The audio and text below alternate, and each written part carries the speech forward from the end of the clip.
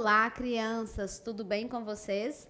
A professora Fernanda está aqui hoje com mais uma videoaula na disciplina de matemática. E a nossa aula de hoje será destinada para os alunos do segundo ano de escolaridade. Estejam conectados conosco, aprendam bastante e em casa ou na escola vocês também podem estarem tirando dúvidas com os pais e também com os professores. Nosso conteúdo de hoje será sobre par e ímpar. Quem já ouviu estas palavrinhas? Acredito que todos vocês, tanto no ano anterior com a professora ou até mesmo no momento de descontração para começar uma brincadeira e que vocês querem descobrir quem será o primeiro. Quem nunca jogou par ou ímpar? Acredito que a grande maioria de vocês. Mas, para falarmos um pouquinho mais sobre par e ímpar, tia Fernanda trouxe na nossa aula de hoje alguns exemplos. Mas, primeiro, nós vamos compreender a definição da palavra par e também a definição da palavra ímpar. Então, o que é par? Quando agrupamos uma quantidade de 2 em 2 e não sobrar elemento, o número que representa essa quantidade é par. Como assim, tia Fernanda? Quando agruparmos uma quantidade de 2 em 2? Sim. Olhem o que eu tenho nas mãos. Aqui vocês podem ver que eu tenho uma folha. E nesta folha eu tenho 2 joaninhas. Aqui neste conjunto, tia Fernanda conseguiu agrupar uma quantidade de 2 em 2. Que quantidade foi essa? O número 2, a quantidade que representa 2 joaninhas.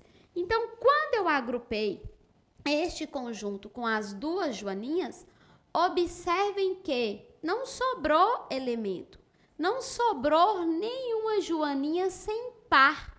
Por este motivo, nós podemos dizer que o numeral 2, ele é um número par. Por quê? Porque é possível formar par sem sobrar elemento. Agora, esta é a definição para par. E quando nós falamos sobre ímpar? Bom, quando estamos falando sobre ímpar, vocês precisam entender que se tiver sobra, se sobrar um elemento, então o número que irá representar esta quantidade, ele é considerado ímpar. Observem aqui agora este outro exemplo. Eu tenho aqui a folha e nesta folha tem somente uma joaninha. Aqui nós não formamos par. A joaninha sobrou sozinha. Ela não conseguiu formar um par. Dessa forma, este número que representa essa quantidade de joaninhas, que é o numeral 1, ele é considerado um número ímpar. Por que ímpar? Sobrou elemento sem par. Se você começar a agrupar na sua casa tampinhas, palito de picolé, os seus carrinhos, bonecas, grãos de feijão, vocês irão perceber que alguns grupos, quando a gente junta uma quantidade a outra, eles vão sobrar elementos sem ter aí um par. Observem esta imagem. Aqui nós temos 2 crianças. Elas estão disputando quem irá começar a brincadeira. A primeira criança escolheu par e a segunda ímpar. Observem que o menino que escolheu par, ele colocou 2 dedinhos e esses 2 dedinhos eles podem ser representados pelo algarismo 2. O menino que escolheu ímpar, ele lançou apenas um dedinho. E esta quantidade pode ser representada pelo numeral 1. Nesta brincadeira, é muito comum eles contarem ímpar, par. Ímpar. Observem que 3 é um número ímpar, certo? Por que 3 é um número ímpar? Porque quando nós formamos os grupos de 2 em 2, vai sobrar um elemento sem par. 1, 2, 3. Aqui nós temos um par de joaninhas e sobrou uma joaninha sem par. Este elemento sobrou. Por isso, 3 é um número ímpar. Mas, professora, existe uma forma mais fácil para sabermos se um número é par ou ímpar, para a gente não ter que todas as vezes contar ímpar, par, ímpar, par. Tem sim. E eu vou mostrar para vocês agora através de imagens. Observem que aqui eu tenho uma maçã. É possível formar um par de maçãs com apenas uma maçã? Não. Está sobrando um elemento. É por isso que o número 1 é considerado um número ímpar. Olha este outro exemplo. Aqui agora nós temos 2 maçãs. É possível formar um grupo? Sim. É possível formar um par. Sobrou algum elemento dessas 2 maçãs? Não. Por isso que 2 é considerado um número par. Outro exemplo. 1, 2, 3 maçãs. É possível formar conjuntos de 2 em 2 com 3 maçãs? Não. Eu consegui formar somente um par. Sobrou aí um elemento, uma maçã sem par. É por isso que o número 3 é considerado ímpar. Outro exemplo. 1, 2, 3, 4 maçãs.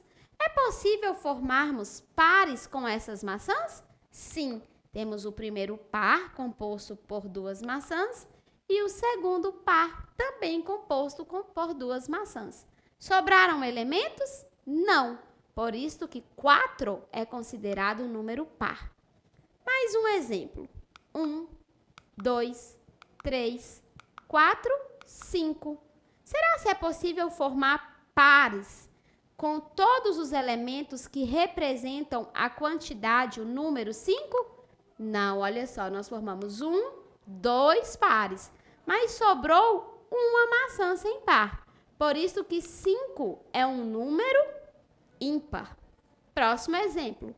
1, 2, 3, 4, 5, 6 maçãs.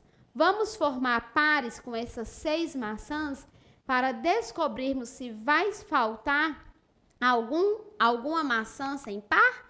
Formamos o primeiro grupo, o segundo e o terceiro. Só faltou, crianças? Não, deu a quantidade certinha. Por isso que 6 é considerado um número par. Próximo exemplo. 1, 2, 3, 4, 5, 6, 7 maçãs. Será que a gente consegue formar pares com essas 7 quantidades de maçãs? Formamos o primeiro, o segundo e o terceiro par. Mas sobrou um elemento, sobrou uma maçã sem par. Por isso que 7 é um número ímpar. Próximo. 1, 2, 3, 4, 5, 6, 7, 8. Nós temos aqui 8 maçãs. É possível formarmos pares com essas 8 maçãs? Vamos descobrir juntos? 1, 2, 3, 4. Formamos aqui 4 pares com essas 8 maçãs. Sobrou algum elemento sem par? Não. Por isso, o número 8 é um número par. Mais um exemplo. 1, 2, 3, 4, 5, 6, 7, 8, 9 maçãs. Será que conseguimos formar grupos? Vamos descobrir? 1, 2, 3, 4. Formamos 4 grupos, mas sobrou uma maçã. Sobrou um elemento sem formar par. Por isso que 9 é considerado um número ímpar. Para facilitar para vocês sobre como saber se o número é par ou ímpar, eu vou deixar aqui uma dica. Quando o número terminar em 0, 2, 4, 6 ou 8, este número é considerado par. Observe os números 22, 34, 40, 56 e 68. Observem que, na ordem das unidades, nós temos no 22 o algarismo 2. Então, ele é par. 34, na ordem das unidades, temos o algarismo 4. Ele é par. 40, na ordem das unidades, nós temos o algarismo 0. Por isso, ele é par. 56, na ordem das unidades, nós temos o algarismo 6. Por isso, ele também é par. E 68, na ordem das unidades, nós temos o algarismo 8. Por isso que ele é par. Então, para saber se o número é par, ele tem que ter na ordem das unidades 0, 2, 4, 6 ou 8. Ou seja, terminar com estes algarismos. Agora, quando o número terminar em 1, 3, 5, 7 ou 9, este número é considerado ímpar.